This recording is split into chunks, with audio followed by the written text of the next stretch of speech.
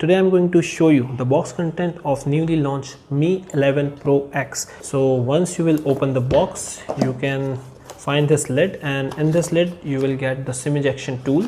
After this you will find a user guide, and here is the transparent cover which protect your phone from any harm, the scratches and anything else. So I'll just put it here. And now here's the product, or I'll say the phone, Mi 11 X Pro. As you can see, the phone looks really stunning in this color. I'll just switch it on,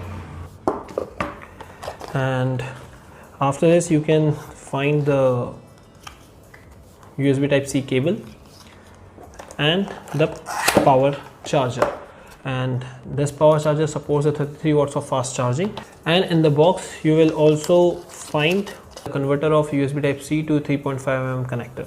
As you can see, it's mentioned here as well, USB Type-C to 3.5mm headphone adapter. So this all you will get inside the Mi 11 X Pro box. Thanks for watching.